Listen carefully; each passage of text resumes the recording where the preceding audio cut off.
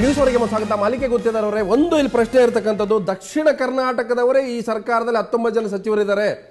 ಲಿಂಗಾಯತರು ಅದು ರೆಡ್ಡಿಗಳು ಸೇರಿ 7 ಜನ ಇದ್ದಾರೆ, ಒಕ್ಕಲಿಗರು ಬಂಟ ಮತ್ತು ರೆಡ್ಡಿ ಸೇರಿ ಒಟ್ಟು 7 ಜನ ಬರ್ತಾರೆ, OBC 4 ಜನ.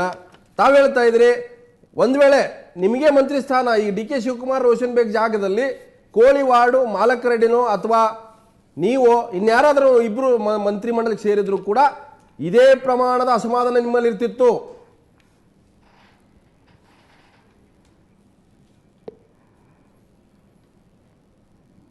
ಗೊತ್ತಿದ್ರೆ ನಿಮ್ಮನ್ನ ಕೇಳ್ತಾರದ್ದು ನಮಗೆ ಕೇಳ್ತಾ ಇಲ್ಲ.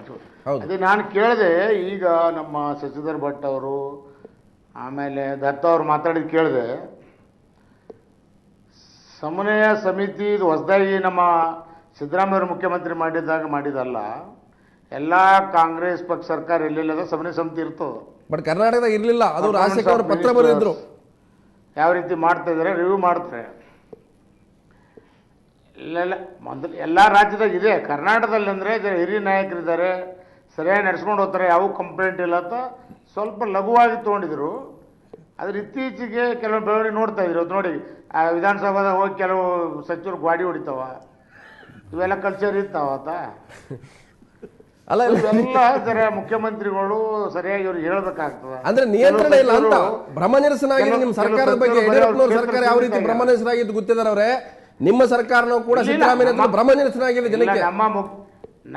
ನಮ್ಮ ಮುಖ್ಯಮಂತ್ರಿ ಕೇಳಿ ಹೋಗಾರವ್ರೆ, ಇಲ್ಲಿ ನಮ್ಮ ಮುಖ್ಯಮಂತ್ರಿ ಬಹಳ ಒಳ್ಳೆ ವ್ಯಕ್ತಿ, ಬಹಳ ಸಮಾಧಾನವಾಗಿ ತೂಕುವಂಥ ವ್ಯಕ್ತಿ. ಈ ರಾಜ್ಯಕ್ಕೆ ಒಂದು ಮಹಾನ್ ಕೊಡುಗೆ ಅದು ಇವತ್ತು ನಮ್ಮ ಮುಖ್ಯಮಂತ್ರಿ ಆಗಿದ್ದವರು. ಆದರೆ ಅವರಿಗೆ ಸ್ಪಂದಿಸ್ತಕ್ಕಂಥ ರೀತಿಯಲ್ಲಿ ಸಚಿವರುಗಳು ಕೆಲಸ ಮಾಡಬೇಕು. ಕೆಲವು ಸಚಿವರು ಬರೀ ಅವ್ರ ಕ್ಷೇತ್ರದ ಸಚಿವರಾಗಿದ್ದಾರೆ, ಜಿಲ್ಲೆಗೆ ಹೋಗಿ ಜಿಲ್ಲೆ ರಿವ್ಯೂ ಮಾಡಿದ್ರು ಸಾಕಾಯ್ತು ಮುಖ್ಯಮಂತ್ರಿಗೆ.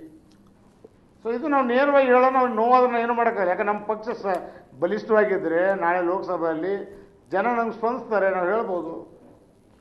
ಹೊರತಾಗಿ ನಾವು ಮಂತ್ರಿ ಮಾಡಿಲ್ಲ ಅಂತ ನಾವು ಗುಬೆ ಕೊಡಿಸ್ತಾ ಇಲ್ಲ. ಅಲ್ಲ, ನೀವೇನು ಹೇಳಿದ್ರಿ ಗೊತ್ತಿದ್ದಾರೆ. ಒಂದು ಮಾಲಿಕೆ ಅವರೇ ನೋಡ್ರಿ, ಈ ಭಾಗದಲ್ಲಿ ಉತ್ತರ ಕರ್ನಾಟಕ ಅನ್ಯಾಯ ಆಗಿದೆ, ನಾವೆಲ್ಲ ಇಷ್ಟು ಬಾರಿ ಗೆದ್ದಿದ್ವಿ, ನಂಗೆ ಪ್ರೋ ಟೈಮ್ ಸ್ಪೀಕರ್ ಮಾಡಿದ್ರು, ಲೋಕಸಭಾ ಚುನಾವಣೆ ಇದೆ ಅಂದ್ರೆ ಲೋಕಸಭಾ ಚುನಾವಣೆ ಇದೆ ಅಂದ್ರೆ ನೀವು ತಟಸ್ಥರಾಗಿರ್ತೀರಾ ಮಂತ್ರಿ ಸ್ಥಾನ ಕೊಡ್ಲಿಲ್ಲ ಅಂದ್ರೆ?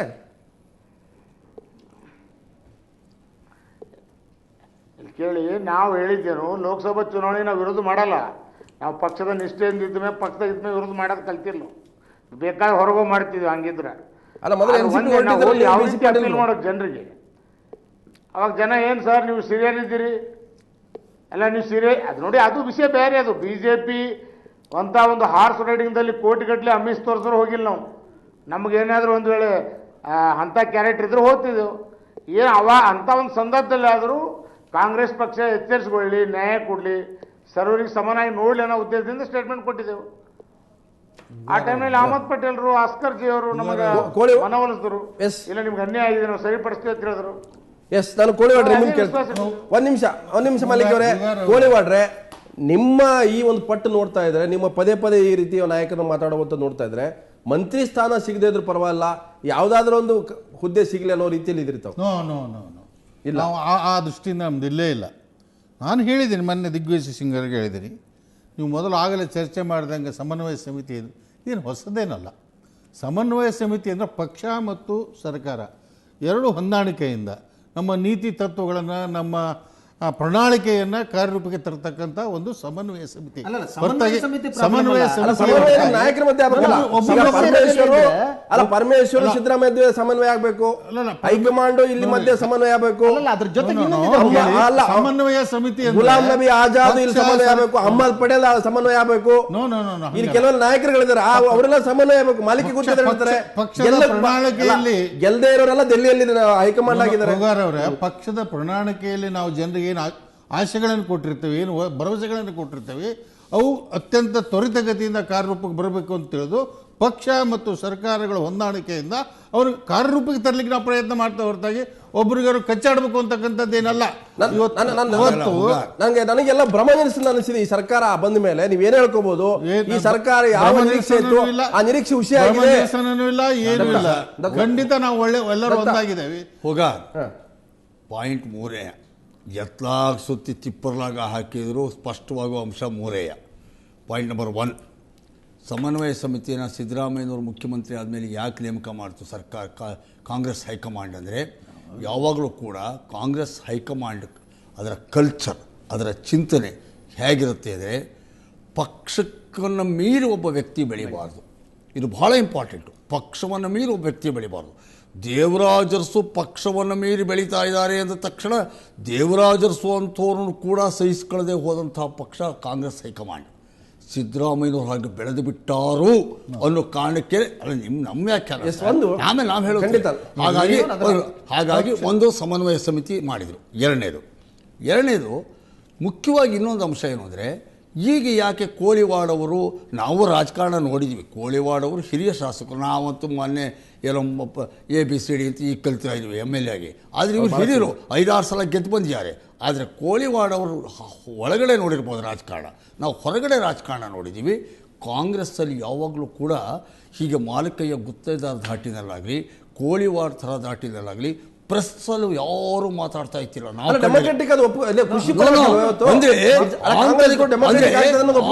ಆಂತರಿಕ ಪ್ರಜಾಪ್ರಭುತ್ವ ಕಾಂಗ್ರೆಸ್ ಅಲ್ಲಿ ಮೊಳಿತಾ ಇರೋದನ್ನು ನಾನು ಖುಷಿ ಪಡ್ತಾ ಇದ್ದೀನಿ. ಯಾಕೆ ಹಾಗಾಗಿದೆ ಅಂದ್ರೆ, ಅಲ್ಲಿ ಹೈಕಮಾಂಡ್ ದುರ್ಬಲ ಆಗ್ತಾ ಇದೆ ಅನ್ನೋದು MLAಗಳಿಗೆಲ್ಲ ಗೊತ್ತಾಗಿದೆ. ಆಗೋದಲ್ಲ ಹುಗಾರವ್ರೆ, ನಮ್ಮ ಪಕ್ಷ ಈಗಲ್ಲ, ಮೊದಲಿಂದನೂ ಶಿಸ್ತಿನ ಪಾರ್ಟಿನೇ. ನಾವು ಪಕ್ಷವನ್ನು ಮೀರಿ ಪಕ್ಷಕ್ಕೆ ವಿರೋಧವಾಗಿ ಯಾವ ವ್ಯಕ್ತಿನೂ ದೊಡ್ಡವರಲ್ಲ. ಪಕ್ಷ ದೊಡ್ಡದ ಹೊರತಾಗಿ ನೆರಳಿನಲ್ಲಿ ನಾವು ಬೆಳೀತಕ್ಕಂಥವ್ರು. ಪಕ್ಷವನ್ನು ಮೀರಿ ನಾವು ಹೋಗ್ಲಿಕ್ಕೆ ನನಗೆ ಇವ್ರದ್ದೊಂದು ಪ್ರಶ್ನೆ ಇದೆ. ಇವರು ಮತ್ತು ಸನ್ಮಾನ್ಯ ಇವರು ಏನು ಮಾತಾಡ್ತಾ ಗೊತ್ತಿದ್ದಾರೆ ಅವರು. ನನ್ನ ಪ್ರಶ್ನೆ ಇದೆ. ನಾನು ಪ್ರಾರಂಭದಲ್ಲಿ ವಿಶ್ಲೇಷಣೆ ಮಾಡಿದೆ, ಇದರ ರೆಸ್ಪಾನ್ಸಿಬಿಲಿಟಿ ಕಾಂಗ್ರೆಸ್ ವರಿಷ್ಠರು ಕೂಡ ಬರಬೇಕು ಸ್ಥಿತಿಗೆ ಅಂತ ಒಂದು. ಎರಡನೇದಾಗಿ ದಿಗ್ವಿಜಯ್ ಸಿಂಗ್ ಅವರ ರಾಜಕೀಯ ಇತಿಹಾಸ ಗಮನಿಸಿದ್ರೆ, ಅವ್ರು ಎಲ್ಲಿ ಹೋಗ್ತಾರ ಅವರೇ ಪ್ರಾಬ್ಲಮ್ ಅನ್ನ ಕ್ರಿಯೇಟ್ ಮಾಡ್ರ. ಅವ್ರು ಪ್ರಾಬ್ಲಮ್ ಕ್ರಿಯೇಟ್ ಮಾಡಿದ್ರೆ ಇನ್ನೊಬ್ರು ಬೇಕಾಗಿಲ್ಲ. ಸರ್ ಒಂದು ನಿಮಿಷ ಮುಗಿಸ್ತೇನೆ. ಸರಿ ಹೇಳ್ತೀನಿ ನಾನು ನಿಮ್ಮ ಮುಂದೆ ನಾನು ಬಯಸೋದು ಏನು ಅಂದ್ರೆ, ನೀವು ನಿಮ್ಮ ಟಾರ್ಗೆಟ್, ನೀವು ಮಂತ್ರಿ ಆಗಿಲ್ಲ, ನೀವು ಆಗ್ಬೇಕಾಯ್ತ ನಾನು ಹೇಳ್ತೀನಿ. ನಿಮ್ಮ ಇಚ್ಛೆ ಇಲ್ಲ, ನಾನು ಹೇಳ್ತೀನಿ ನಿಮ್ಮ ಮಂತ್ರಿ ಆಗ್ಬೇಕಿತ್ತು, ಆಗಿಲ್ಲ. ಈ ಆಗದೇ ಇರುವುದಕ್ಕೆ ಕಾರಣ ಪಕ್ಷದ ವರಿಷ್ಠ ಸಿದ್ದರಾಮಯ್ಯನವರು. ನಿಮ್ಮ ಟಾರ್ಗೆಟ್ ಯಾರು? ಯಾರ ಬಗ್ಗೆ ಹೇಳ್ತೀನಿ?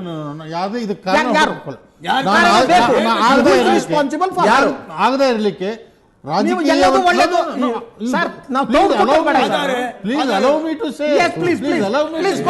ಇವತ್ತು ನಾನು ಅತ್ಯಂತ ಹಿರಿಯ ಶಾಸಕನಾಗಿದ್ರು ಸಹಿತ ನಮ್ಮ ಮಂತ್ರಿ ಆಗಿರ್ಲಿಕ್ಕಿಲ್ಲ. ಅದಕ್ಕೆ ಕಾರಣ ವ್ಯಕ್ತಿಗಳು ಯಾರಲ್ಲ, ರಾಜಕೀಯ ವಸ್ತುಸ್ಥಿತಿ ಪರಿಸ್ಥಿತಿಯಿಂದ ಆಗಿರ್ಲಿಕ್ಕಿಲ್ಲ. ಇವತ್ತು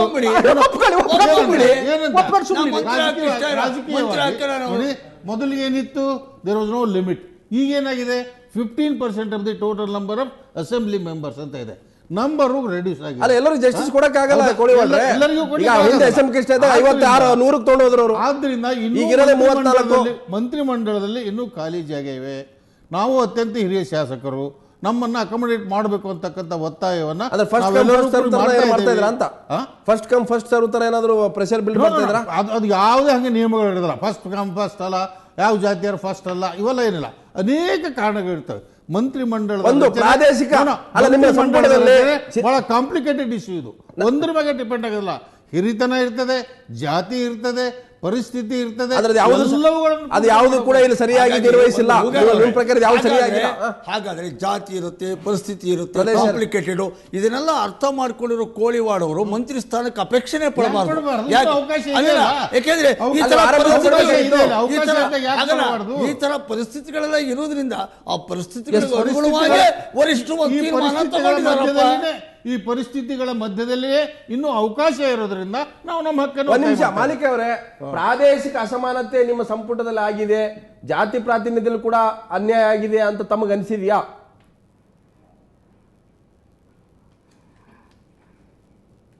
ಖಂಡಿತ. ನೋಡಿ, ನಮ್ಮ ಈಡಿಗ ಸಮಾಜ ರಾಜ್ಯದಲ್ಲಿ ಸುಮಾರು 58 ಲಕ್ಷ ಜನ ಇದ್ದಾರೆ.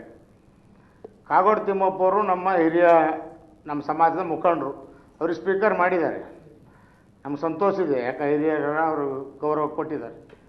ಸೊ ನಾವು ನಮ್ಮ ಹೈದರಾಬಾದ್ ಕರ್ನಾಟಕದಲ್ಲಿ ಸುಮಾರು 2,80,000 ವೋಟರ್ಸ್ ಇದ್ದಾರೆ ಈಡಿಗ ಸಮಾಜ. ಗುಲ್ಬರ್ಗ, ಬೀದರ್ ಎರಡೇ ತೊಗೊಂಡ್ರು ಕೂಡ 1,60,000 ವೋಟರ್ಸ್ ಇದ್ದಾರೆ. ಅದು ಇಡೀ ಸಮಾಜ ನಮ್ಮ ನಾಯಕರು ಯಾರಪ್ಪ ಅಂದ್ರೆ ಕಾಗೋಡು ತಿಮ್ಮಪ್ಪವರು ಮಾಲಿಕೆ ಉತ್ತರ ಹೇಳ್ತಾರೆ. ಯಾಕೆ ಬಂಗಾರಪ್ಪರು ಹೋದ್ಮೇಲೆ ನಾವೇ ಆ ಸಮಾಜ ಹತ್ತಿರ ಇದ್ದೇವೆ. ಇವೆಲ್ಲವನ್ನು ಗಮನದಲ್ಲಿ ಇಟ್ಕೊಂಡು ಮಾಡಿದ್ರೆ ಪಕ್ಷಕ್ಕೆ ಅನುಕೂಲ ಆಗ್ತಾನೋ ದೃಷ್ಟಿಯಿಂದ ಹೇಳ್ತಾ ಇದ್ದೀವಿ. ಅಲ್ಲ ಯಾರು ಮಾಡೋದು ಬಿಡೋದು ಅಲ್ಲ ನೀವು ಹೇಳ್ತಾ ಇದ್ರಿ ಪಕ್ಷಕ್ಕೆ ಅಲ್ಲ ಮಾಲಿಕೆಯವರೇ ನಮ್ಮ ನೋವು ಈಗ ಹೇಳ್ಕೊಳ್ತಕ್ಕಂಥದ್ದು ಸೀನಿಯಾರಿಟಿ ಜಾತಿವಾರು ಪ್ರದೇಶವಾರು ಇದನ್ನ ಪರಿಗಣಿಸಿದ್ರೆ ಸಂಪುಟ ವಿಸ್ತರಣೆ ಮಾಡ್ತಾ ಇರ್ತಕ್ಕಂಥದ್ದು ಹೈಕಮಾಂಡ ಅಥವಾ ಹೈಕಮಾಂಡ್ ಇರತಕ್ಕಂಥ ಲಾಬಿ ಮಾಡುವಂತ ನಾಯಕರುಗಳ ಅಥವಾ ಸಿಎಂ? ನೋಡಿ ನೋಡಿ ಇಲ್ಲಿ ಏನಾಗಿದೆ, ಇಲ್ಲಿ ನಿಜವಾಗಿ ಹೈಕಮಾಂಡ ಇದರ ಬಗ್ಗೆ ಚಿಂತನೆ ಮಾಡಿಲ್ಲ. ಮಾಡಿದ್ರೆ ಸರಿ ಮಾಡ್ತಾ ಇದ್ರು. ಕೆಲವು ವ್ಯಕ್ತಿಗಳು ಪ್ರಭಾವ ಬೀರಿ ಈ ರೀತಿಯ ಘಟನೆಗಳಾಗಲಿಕ್ಕೆ ಕಾರಣ ಆಗಿದ್ದಾರೆ. ಇದರದ್ದು ದುಷ್ಪರಿಣಾಮ ಪಕ್ಷದ ಮೇಲೆ ಬೀಳುತ್ತದೆ ಚುನಾವಣೆಯಲ್ಲಿ. ಕೆಲವೇ ವ್ಯಕ್ತಿಗಳು ಅಂದ್ರೆ ಅದು ಹೈಕಮಾಂಡ್ ಇರ್ತಾರೆ. ಮಾಡ್ಕೊಂಡು ಹೇಳ್ತಾ ಇದ್ದೀನಿ. ಮಾಲಿಕೆಯವರೇ ಅವ್ರು ಹೊರಗೆಲ್ಲ ಇರ್ತಾರೆ, ಅವ್ರು ನಿಮ್ಮ ಪಕ್ಷದಲ್ಲಿ ನಾವು ಇರೋದು. ಚರ್ಚೆ ಮಾಡಿದ್ವಿ. ನೋಡಿ ಹೈಕಮಾಂಡ್ ಮುತುವರ್ಜಿ ವಹಿಸಿ ಪೂರ್ತಿ ತಗೊಂಡಿದ್ರೆ ಈ ಅನ್ಯಾಯ ಆಗ್ತಿಲ್ಲ. ಮತ್ತೆ ಯಾರು ಮುತುವರ್ಜಿ ತಗೊಂಡ್ರೆ ಸ್ವಲ್ಪ ಒಂದು ಲೋಕಲ್ದವರು ಅಲ್ಲಿ ಇರ್ತಕ್ಕಂಥ ಸಚಿವರ ಮೇಲೆ, ಕೇಂದ್ರ ಸಚಿವರ ಮೇಲೆ ಸಚಿವರು ಅವರೆಲ್ಲ ಎಸ್ ಕೋಳಿವಾಡ್ರೆ ನಿಮ್ಮ ಸಹೋದ್ಯೋಗಿ ಮಾಲಿಕೆ ಹೇಳ್ತಾ ಇದಾರೆ ಹೈಕಮಾಂಡ್ ಕೆಲವೇ ವ್ಯಕ್ತಿಗಳು ಲಾಬಿ ಮಾಡುವಂತವ್ರು ಪ್ರಭಾವಿ ಇರ್ತಕ್ಕಂಥವ್ರು ಈ ರೀತಿಯ ಸಂಪುಟ ವಿಸ್ತರಣೆ ಮಾಡ್ತಾ ಇದಾರೆ, ಅಲ್ಲಿ ಸಮಗ್ರವಾದಂತ ತೀರ್ಮಾನಗಳು ಆಗ್ತಾ ಇಲ್ಲ. ಅವರು ಒಂದು ರೀತಿಯಿಂದ ವಿವರಣೆ ಕೊಟ್ಟರೆ ನಾನು ಹಂಗೆ ಕೊಡೋದಲ್ಲ. ಮಂತ್ರಿ ಮಂಡಳ ಮಾಡ್ತಕ್ಕಂಥದ್ದು it is the prerogative right of the chief minister. ಅದು ಚೀಫ್ ಮಿನಿಸ್ಟರ್ ಕೇಳಿ ಆಗಿದೆ ಮೊನ್ನೆದು. ಮೊನ್ನೆ ಇಬ್ಬರು ಸಚಿವರು ಚೀಫ್ ಮಿನಿಸ್ಟರ್ ತೀರ್ಮಾನ ಮೇಲೆ ಆಗಿದ್ದ. ಮುಖ್ಯಮಂತ್ರಿಗಳು ಹೈಕಮಾಂಡ್ ಅನ್ನು ಕೂಡ ನಮ್ಮ ಕಾಂಗ್ರೆಸ್ ಪಕ್ಷದಲ್ಲಿ ನಡೆದು ಬಂದಂತಹ ಒಂದು ಪದ್ಧತಿ ಪ್ರಕಾರ ಹೈಕಮಾಂಡ್ ಕೂಡ ಚರ್ಚೆ ಮಾಡ್ತಾರೆ. ಚರ್ಚೆ ಮಾಡಿ ಎಲ್ಲ ಪ್ರಾದೇಶಿಕವಾಗಿ ಜಾತಿವಾರು ಸೀನಿಯರಿಟಿವಾರು ಎಲ್ಲವನ್ನು ಕನ್ಸಿಡರ್ ಮಾಡಿ ಬರ್ತಾರೆ. ಸ್ವಲ್ಪ ಹೆಚ್ಚು ಕಡಿಮೆ ಆಗಿದ್ರೆ ಅವಕಾಶವನ್ನು ಮತ್ತೆ ಪುನಃ ಮಾಡ್ತಾರೆ. ಅವಕಾಶ ಇದ್ದಲ್ಲಿ ಕೊಡ್ತಾರೆ. ಪುನಃ ಮಂತ್ರಿಮಂಡಲದ ವಿಸ್ತರಣೆಯೂ ಮಾಡಬಹುದು, ಪುನಃ ರೀಶಫಲ್ಲೂ ಮಾಡಬಹುದು. ಮಾಡಿ ಒಟ್ಟಾರೆ ಕಾಂಗ್ರೆಸ್ ಪಕ್ಷ ಏನೇ ಭಿನ್ನಾಭಿಪ್ರಾಯಗಳು ಏನೇ ಒತ್ತಡಗಳು ಬಂದರೂ ಸಹಿತ ನಾವೆಲ್ಲರೂ ಒಗ್ಗಟ್ಟಾಗಿ ಕಾಂಗ್ರೆಸ್ ಮನಸ್ಸು ಹೊಡೆದಿದೆ. ದತ್ತವರೇ, ಒಂದು ಸಂಪುಟ ಅವತ್ತು ತೀರ್ಮಾನ ಆಯ್ತಲ್ಲ, ಅವು ಸ್ವತಃ ಮಂತ್ರಿಗಳಾಗೋರಿಗೂ ಗೊತ್ತಿರಲಿಲ್ಲ ಅಂತ. ಅದು ಅವ್ರಿಗೆ ಗೊತ್ತಿರುತ್ತೆ. ಸ್ವತಃ ಸಿದ್ದರಾಮಯ್ಯ ಕೂಡ ಗೊತ್ತಿರಲಿಲ್ಲ ಅಂತದ್ದು, ಬಹಳಷ್ಟು ಜನ ಇವರಿಗೆ ಶಾಸಕರು ಗೊತ್ತಿರಲಿಲ್ಲ ಅಂತದ್ದು. ಅಂದ್ರೆ ಅಷ್ಟು ತರಾತುರಿಯಲ್ಲಿ ಸಂಪುಟ ವಿಸ್ತರಣೆ ಇಬ್ಬರನ್ನು ಸೇರಿಸ್ಕೊಳ್ಳಿಕ್ಕೆ ಇರ್ತಕ್ಕಂಥ ಒಂದು ಅನಿವಾರ್ಯತೆ. ಮತ್ತೊಂದು ಇಲ್ಲಿರ್ತಕ್ಕಂಥದ್ದು ಎಲ್ಲೋ ಒಂದು ಕಡೆ ಪರ್ಯಾಯ ರಾಜಕೀಯ ಶಕ್ತಿಯನ್ನು ಹುಟ್ಟಾಗ್ಲಿಕ್ಕೆ ಕಾಂಗ್ರೆಸ್ ಕೂಡ ತನ್ನ ರಾಜಕೀಯ ಭವಿಷ್ಯಕ್ಕಾಗಿ ಮಾಡ್ಕೊಂಡಿರ್ಬೋದು. ನಾನು ಹೇಳ್ತೀನಿ, ಇದು ಎತ್ತಲಾಗಿ ನೋಡಿದರೂ ಕೂಡ ಸಿದ್ದರಾಮಯ್ಯನವ್ರನ್ನ ಕೈಕಟ್ಟಿ ಹಾಕಿದೆ ಹೈಕಮಾಂಡು. ಮತ್ತು ಸಿದ್ದರಾಮಯ್ಯನವರು ಕೂಡ ಈಗ ಮೊದಲಿನ ಸಿದ್ದರಾಮಯ್ಯನವರು ಆಗಿಲ್ಲ. ಅವರು ಈಗ ಪರಿಸ್ಥಿತಿಗೆ ತಕ್ಕಂತೆ ಹೊಂದ್ಕೊಂಡು ಬಿಡೋಣ ಅನ್ನೋ ಥರದ ರಾಜಿ ಮನೋಭಾವಕ್ಕೆ ಬಂದುಬಿಟ್ಟಿದ್ದಾರೆ. ಆದರೆ ನನಗೆ ಅದರ ಬಗ್ಗೆ ಆತಂಕ ಇಲ್ಲ. ನಾನೊಬ್ಬ ಪ್ರತಿಪಕ್ಷದ ಶಾಸಕನಾಗಿಯೂ ಅಲ್ಲ, ಜನಗಳ ಹತ್ತಿರ ಕೆಲಸ ಮಾಡೋನಾಗಿ ನನ್ನ ಅನುಭವ ಹೇಳೋದಾದರೆ ಈ ಎಲ್ಲ ಗೊಂದಲಗಳ ಪರಿಣಾಮ ಏನಾಗಿದೆ, ಈ ಸಮನ್ವಯತೆ ಶಾಸಕರು, ಆಡಳಿತ ಪಕ್ಷದ ಶಾಸಕರು ಮತ್ತು ಸಚಿವ ಸಂಪುಟದ ಮಧ್ಯೆ ಇಲ್ಲದಿರೋದು, ಪಕ್ಷ ಮತ್ತು ಶಾಸಕಾಂಗ ವ್ಯತ್ಯಾಸ ಆಗಿರೋದು, ಮಂತ್ರಿಗಳು ಮತ್ತು ಮುಖ್ಯಮಂತ್ರಿಗಳ ನಡುವೆ ಇಲ್ಲದೇ ಇರೋದು, ಇವೆಲ್ಲ ಪರಿಣಾಮ ಆಡಳಿತ ಯಂತ್ರದ ಮೇಲೆ ದಟ್ಟವಾಗಿ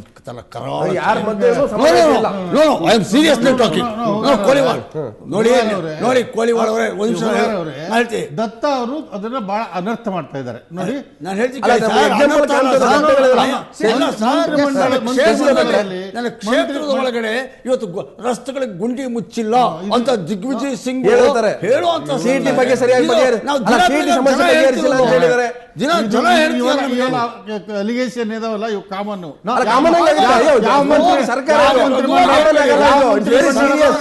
ಕುಡಿಯಾಗ ನೀರು ವ್ಯವಸ್ಥೆ ಹೌದು. ಮತ್ತೆ ನಿಮ್ಮ ಪ್ರಯಾರಿಟೀಸ್ ಏನು? ಶಶಿಧರ್ ಭಟ್ರೆ ಒಂದು ನಿಮಿಷ,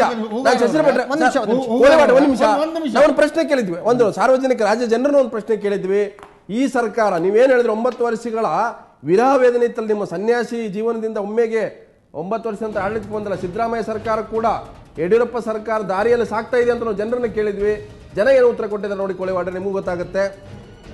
ಹೌದು, ಯಡಿಯೂರಪ್ಪ ರೀತಿಯೇ ಈ ಸರ್ಕಾರ ನಡೀತಾ ಇದೆ. ಆರಂಭದಲ್ಲಿ ಯಾವ ರೀತಿ ಯಡಿಯೂರಪ್ಪನವ್ರ ಮಧ್ಯೆ ರೆಡ್ಡಿಗಳ ಮಧ್ಯೆ ಆರಂಭದಲ್ಲಿ ಅನೇಕ ಬೆಳವಣಿಗೆಗಳು ಅದೇ ರೀತಿಯಲ್ಲೂ ಕೂಡ ಶುರು ಆಗಿದೆ ಅಂತ ಹೇಳ್ತಾ ಇದ್ದಾರೆ 62 ಜನ.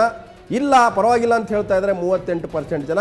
ನಾನು ಶಶಿಧರ್ ಭಟ್ರೆ ನಿಮ್ಮನ್ನು ಕೇಳ್ತೀನಿ, ಒಂದು ಕಾಂಗ್ರೆಸ್ನಲ್ಲಿ ಬಹಳ ಬಲವಾಗಿರ್ತಕ್ಕಂಥದ್ದು, ಇವರು ಕೋಳಿವಾಡ್ರು ಮಾಲಿಕೆ ಒಪ್ಪದೇ ಇರ್ಬೋದು, ಸಿದ್ದರಾಮಯ್ಯ ಕಾಂಗ್ರೆಸ್ ಬಂದಿದ್ದೆ CM ಆಗಕ್ಕೆ, ನಾನು CM ಆಗ್ಬೇಕಂತ ಹೊರಟ್ರೆ ಹೊರತಾಗಿ CM ಆಗಿ ಕಾಂಗ್ರೆಸ್ನ ಮುಂದಕ್ಕೆ ತೊಗೊಂಡು ಹೋಗ್ಬೇಕು, ಪಕ್ಷವನ್ನು ಕಟ್ಕೊಂಡು ಹೋಗ್ಬೇಕು, ಪಕ್ಷದಲ್ಲಿ ಎಲ್ಲರೂ ವಿಶ್ವಾಸ ತೆಗೆದುಕೊಂಡು ಹೋಗ್ಬೇಕಲ್ಲ. ಅವ್ರು ಬಂದಿರತಕ್ಕಂಥ ಟಾರ್ಗೆಟ್ ಇತ್ತಲ್ಲ, ಅದು ರೀಚ್ ಆಗಿದೆ. ಆ ಟಾರ್ಗೆಟ್ ರೀಚ್ ಆಗ್ತಾ ಇದ್ದಂಗೆ ನಾನು ರಿಟೈರ್ಡ್ ಕೂಡ ಆಗ್ತೀನಿ ಅಂತ ಹೇಳ್ತಾ ಇದ್ದಾರೆ. ಯಾವುದೇ ಒಬ್ಬ ನಾಯಕ ರಿಟೈರ್ಡ್ ಮತ್ತೆ ಟಾರ್ಗೆಟ್ ರೀಚ್ ಆದ್ಮೇಲೆ ಹೋಗುವಂತ ಒಬ್ಬ ನಾಯಕ ಆಗೋದಿಲ್ಲ. ಒಂದು, ಸಿದ್ದರಾಮಯ್ಯನವರು ಕಾಂಗ್ರೆಸ್ಗೆ ಬಂದಿದ್ದೇ ಇದೆಯಲ್ಲ, ಅದು ಸಿದ್ದರಾಮಯ್ಯನವರ ಅನಿವಾರ್ಯತೆ ಒಂದು ಕಡೆ ಇತ್ತು, ಕಾಂಗ್ರೆಸ್ ಪಕ್ಷದ ಅನಿವಾರ್ಯತೆ ಇನ್ನೊಂದು ಕಡೆ ಇತ್ತು. ಆದ್ದರಿಂದ ಇದು ಒಂಥರ ವಿಧುವೆ ಮತ್ತು ವಿದುರರ ನಡುವಿನ ಮದುವೆ. ಇದು ಅವ್ರಿಗೆ ಹೆಂಡತಿ ಬೇಕಾಗಿತ್ತು, ಇವ್ರಿಗೆ ಗಂಡು ಬೇಕಾಗಿತ್ತು, ಜೊತೆಗೆ ಯಾರೂ ಇರಲಿಲ್ಲ. ಸೊ ಇದಕ್ಕೆ ಯಾವುದೇ ಸೈದ್ಧಾಂತಿಕ ಹಿನ್ನೆಲೆ ಇಲ್ಲ. ಯಾಕೆಂದ್ರೆ ಸಿದ್ದರಾಮಯ್ಯನವರ ರಾಜಕೀಯ ಬದುಕಿನಲ್ಲೇ ಕಾಂಗ್ರೆಸ್ ವಿರೋಧದ ಮೂಲಕ ಬಂದವರು. ಅವರ ವ್ಯಕ್ತಿತ್ವದ ಬಟ್ ಬಹಳ ಜನಕ್ಕೆ ಅಸಮಾಧಾನ ಇದೆ. ಹೊರಗಡೆ ಬಂದಂತ ಒಬ್ಬ ಸಿಎಂ ಆಗಿರ್ತಕ್ಕಂಥ ಕಾಂಗ್ರೆಸ್ ನಲ್ಲಿ ಬಹುತೇಕ ಇಷ್ಟು ಬೇಗಿದೆ. ಕಾಂಗ್ರೆಸ್ ಹುಗಾರ್ ಆಗ ಅಂದ್ಕೊಂಡಿದ್ದು ಸಿದ್ದರಾಮಯ್ಯನವರು ತರದಿದ್ರೆ ನಮಗೆ ಪಕ್ಷಕ್ಕೆ ಗೆಲುವಿಲ್ಲ ಅನ್ನೋ ಇಬ್ರಿಗೂ ಅನಿವಾರ್ಯತೆ ಆ ಕಾರಣಕ್ಕಾಗಿದ್ದು. ಆದ್ರಿಂದ ಇವರಿಬ್ಬರ ನಡುವೆ ಒಂದು ಸೈದ್ಧಾಂತಿಕ ಸಮನ್ವಯತೆ ಅನ್ನೋದು ಇಲ್ಲ. ಒಂದು ಎರಡನೇದು ಕಾಂಗ್ರೆಸ್ ಪಕ್ಷ ಇದೆಯಲ್ಲ, ಇಡೀ ಆ ಕಾಂಗ್ರೆಸ್ ಪಕ್ಷದ ಒಂದು ಸ್ಟ್ರಕ್ಚರ್ ಏನಿದೆ, ಇಡೀ ಆ ಸ್ಟ್ರಕ್ಚರ್ ಒಳಗಡೆ ಸಿದ್ದರಾಮಯ್ಯ ಹೊಂದದೇ ಇಲ್ಲ. ಕಾಂಗ್ರೆಸ್ ಪಕ್ಷದ ಒಳಗೆ ಹೊಂದಿಲ್ಲ, ಕೋಳಿವಾಡ ಹೊಂದಿದ್ದಾರೆ, ಮಾಲಿಕೆ ಗೊತ್ತಿದ್ರು ಕೂಡ ಹೊಂದಿಲ್ಲ. ಇವರಿದಾರಲ್ಲ, ಒಂದೇ ನಿಮಿಷ ಸರ್ ಕೊಡಿ ಸರ್, ಇನ್ನೊಂದ್ಸಲ ಹೇಳ್ತೀನಿ, ನಿಮ್ದು ಹೇಳ್ಬಿಡ್ತೀರಿ. ಕೋಳಿವಾಡ ಅಂತವ್ರು ಇದಾರಲ್ಲ, ಇವರು ಹುಟ್ಟ ಕಾಂಗ್ರೆಸ್, ಇವರು ರಕ್ತ ಕಾಂಗ್ರೆಸ್. ಇವರು ಇಡೀ ರಾಜಕೀಯ ಚಟುವಟಿಕೆ ಸಿದ್ದರಾಮಯ್ಯನವರು ಅರ್ಥ ಆಗೋ ಹೊತ್ತಿಗೆ ಮುಳುಗೇ ಹೋಗ್ಬಿಡ್ತಾರೆ. ಸಿದ್ದರಾಮಯ್ಯನವರು ಕಾಂಗ್ರೆಸ್ಗೆ ಯಾಕೆ ಬಂದ್ರು ಅಂದ್ರೆ ಅಲ್ಲಲ್ಲ, ಅವರನ್ನ ಜನತಾದಳದವರು ನಡೆಸಿಕೊಂಡಂತ ಕೇಳಿ ಬಹಳ ಬೇಜಾರಾಗಿ ಬಂದ್ರು. ನಾವು ಸಹಿತ ಅವ್ರನ್ನ ಒಳ್ಳೆಯ ನಾಯಕ ಅಂದ್ರೆ ಕೇಳಿ ಒಂದು ನಿಮಿಷ, ಅವರು ಒಳ್ಳೆಯ ನಾಯಕ, ಶಕ್ತಿ ಇದೆ, ಜಾತಿ ಇದೆ, ಬುದ್ಧಿವಂತಿಕೆ ಇದೆ ಅನ್ನೋ ದೃಷ್ಟಿಯಿಂದ ನಾವು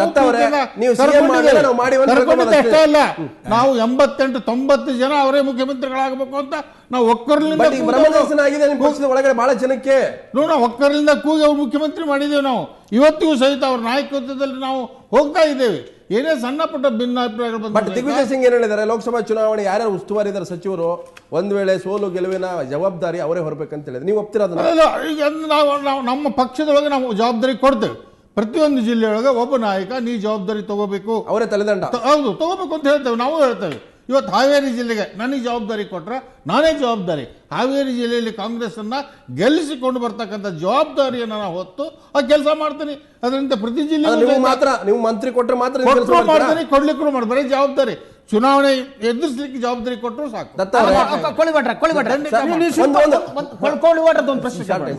ಏನಲ್ಲ, ಈಗ 4 ಜನ ಸಚಿವರನ್ನು ಮಾತಾಡದಲ್ಲ ದಿಗ್ವಿಜಯ್ ಸಿಂಗ್, ನಿರುಪಯೋಗಿಗಳು ಅಂತ.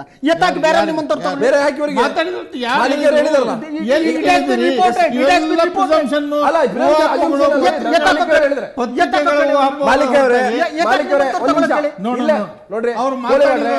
ಮಾಲಿಕ ನಮ್ ಜೊತೆಗೆ ಇದ್ದಾರೆ, ಗುತ್ತೇದಾರ ನಮ್ ಜೊತೆಗೆ ಗುತ್ತೇದಾರ. ತಾವ್ ಹೇಳಿದ್ರಿ ನಡಿಯಕ್ ಬರ್ದೇ ಇರೋರು, ಕಿವಿ ಕೇಳಿಸ್ತಿರೋರು, ಹೇಳಕ್ ಆಗದೆ ಇರೋರು ಮಂತ್ರಿಗಳಾಗಿದಾರೆ ಅಂದ್ರೆ ಕಾಂಗ್ರೆಸ್ ಪಕ್ಷಕ್ಕೆ ಒಂದು ಒಳ್ಳೆ ಆಡಳಿತ ಕೊಡ್ಬೇಕ ಅಂತವ್ರನ್ನ ಯಾಕೆ ಮುಂದುವರಿಸ್ತಾರೆ?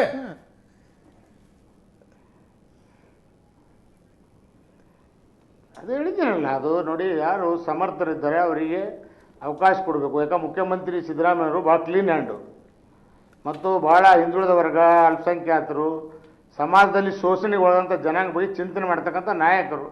ಅವರ ಇಂಟರ್ ಟೀಮ್ ಚೆನ್ನಾಗಿದ್ದರೆ ಮುಖ್ಯಮಂತ್ರಿಗೆ ಒಂದು ಶೋಭೆ ಬರ್ತದೆ, ಸರ್ಕಾರ ಕೂಡ ಒಳ್ಳೆಯ ಹೆಸರು ಬರ್ತದೆ. ಇನ್ನೂ ಕೂಡ ಇದ್ದಾರೆ ಅವರು, ಇಲ್ಲಂತ ನಾನು ಗವರ್ನರ್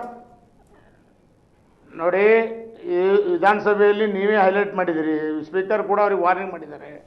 ಮತ್ತೆ ನನ್ನ ಬಾಯಿಂದ ಯಾಕೆ ಹೇಳ್ತೀರಿ? ಎಸ್, ಒಂದು ದತ್ತವ್ರ ಕೊನೆಯದಾಗಿ ಬಹುತೇಕ ಒಂದು ಕಾಂಗ್ರೆಸ್ ಬಹಳ ಬಲವಾಗಿರ್ತಕ್ಕಂಥದ್ದು, ಬಹಳ ಜನ ಹೇಳಲ್ಲ, ಖಾಸಗಿಯಾಗಿ ಹೇಳ್ತಾರೆ, ಸಿದ್ದರಾಮಯ್ಯ ಬಂದಿದ್ದೇನಕ್ರಿ ಸಿಎಂ ಆಗಬೇಕು, ಅಪೋಸಿಷನ್ ಲೀಡರ್ ಸಿಗ್ಲಾಗ ರಾಜೀನಾಮೆ ಕೊಡೋಕೆ ಹೋದ್ರು, ಸಿಎಂ ಇಬ್ರಾಹಿಂ ಟಿಕೆಟ್ ಸಿಗಲಂತ ರಾಜೀನಾಮೆ ಕೊಡೋಕೆ ಹೋದ್ರು. ಅವರೆಲ್ಲವೂ ಕೂಡ ತಮ್ಮ ಸ್ಥಾನಕ್ಕಾಗಿ ಹೋರಾಟ ಮಾಡೋದ್ರ ಹೊರತಾಗಿ ಸಮಗ್ರವಾಗಿ ಚಿಂತನೆ ಮಾಡಿಲ್ಲ ಅಂತ ಒಂದು ಗಂಭೀರ ಆರೋಪ ಇದೆ ಅವ್ರ ಮೇಲೆ. ಅದು ಆ ಪಕ್ಷದ ಆಂತರಿಕ ವಿಚಾರ, ನಾನು ಅದಕ್ಕೆ ಬರೋದಿಲ್ಲ. ಆದರೆ ಒಂದು ಹೇಳ್ತೀನಿ, ಏನೇ ಆಗಿರಲಿ ಸಿದ್ದರಾಮಯ್ಯನವರ ಸಹಜವಾದ ಸ್ವಾಭಿಮಾನದ ಗುಣ ಮತ್ತು ಎಲ್ಲೂ ಕೂಡ ರಾಜ್ಯಕ್ಕೆ ಒಲ್ಲದ ಗುಣ ಇದೆಯಲ್ಲ, ಅದನ್ನು ಸಿದ್ದರಾಮಯ್ಯನವರಿಗೆ ಕಡಿಮೆ ಮಾಡಿಕೊಂಡಿದ್ದಾರೆ. ಅದಂತೂ ಒಂದು ಸತ್ಯ. ಯಾಕೆಂದರೆ ಅವರಿಗೆ ವಾಸ್ತವ ಮತ್ತು ಅನಿವಾರ್ಯತೆಗಳ ಸ್ಪಷ್ಟವಾಗಿದೆ. ಆದರೆ ಒಂದು ಹೇಳ್ತೀನಿ, ಕಾಂಗ್ರೆಸ್ನಲ್ಲಿ ಹುಟ್ಟಿರುವ ಈ ಭಿನ್ನಮತ ಅಪಸ್ವರ ಇದೆಯಲ್ಲ, ನನ್ನ ಸ್ವಯಂ ಅನುಭವ ಸರ್. ನಾನು ಈ ಭಿನ್ನಮತದ ಚಟುವಟಿಕೆ ಒಳಗೇನೆ ಬಹಳ ಕಾಲ ಕಳೆದಿರೋರು ಶಶಿಧರ್ ಭಟ್ರಿಗೆ ಗೊತ್ತಿಲ್ಲ. ಅಲ್ಲ, SM ಕೃಷ್ಣ 6 ತಿಂಗಳ ಮೊದಲೇ ಚುನಾವಣೆ SM ಕೃಷ್ಣ ಅಂತವರು ಕೂಡ ಭಿನ್ನ ಮತ ನಿವಾರಣೆ ಮಾಡೋದು ನಂಬರ್ 1. ಅದರಲ್ಲೂ ನಮ್ಮ ಜನತಾ ಪರಿವಾರ, ಅದರಲ್ಲೂ ನಮ್ಮ ಜನತಾ, ಅದರಲ್ಲೂ ವಂಶ ಪರಿವಾರ. ನಾನೇ ಹೇಳ್ಕೊತಿದ್ದೀನಿ, ನಮ್ಮ ಜನತಾ ಪರಿವಾರದ ಒಳಗಡೆನಲ್ಲಿ ಈ ಭಿನ್ನಮತರ ಜಾಡ್ಯ ಅನ್ನೋದು ಹುಟ್ಕೊಂಡು ಇವತ್ತು ನಾವು ಚಿತ್ರೀಕರಣ ದುರಂತಕ್ಕೆ ಬಂದಿದ್ವಿ. ಆ ಕಾರಣಕ್ಕೆ ಒಂದ್ಸಲ ಭಿನ್ನಮತ ಮೊಳಿತು ಅಂದ್ರೆ ತಾರ್ಕಿಕ ನಮ್ಮಲ್ಲಿ ಭಿನ್ನ ಮತನೂ ಇಲ್ಲ, ಅದು ಹೊರ ಬುದ್ಧಿ ಇಲ್ಲ, ಬುದ್ಧಿ ಇಲ್ಲ, ಬುದ್ಧಿ ಇಲ್ಲ, ಒತ್ತಾಯ ಮಾಡ್ತಾ ಇದ್ದೇವೆ. ಈಗ ನಾನು ಹೆಚ್ಚು ಕಡಿಮೆ ನಾನು ಮುಖಂಡರಾಗಿ ಬರ್ತಾ ಇದ್ದೇನೆ. ಕೆಂಡನೂ ಇಲ್ಲ, ಬುದ್ಧಿನೂ ಇಲ್ಲ, ಹಕ್ಕನ್ನು ನಾವು ವಹಿಸ್ತಾ ಇದ್ದೇವೆ. ಪಕ್ಷದ ಪ್ರಶ್ನೆ ಬಂದಾಗ ನಾವೆಲ್ಲರೂ ಒಂದಾಗ್ತೇವೆ. ಪಕ್ಷಕ್ಕೆ ಎಲ್ಲ ತ್ಯಾಗ ಮಾಡ್ಲಿಕ್ಕೆ ದತ್ತ ಅವರೇ, ಕೋಳಿವಾಡ್ರೆ, ಶಶಿಧರ್ ಭಟ್ರಾಗಿ ಮಲಿಕೆ ಗೊತ್ತಿದ್ದಾರೆ.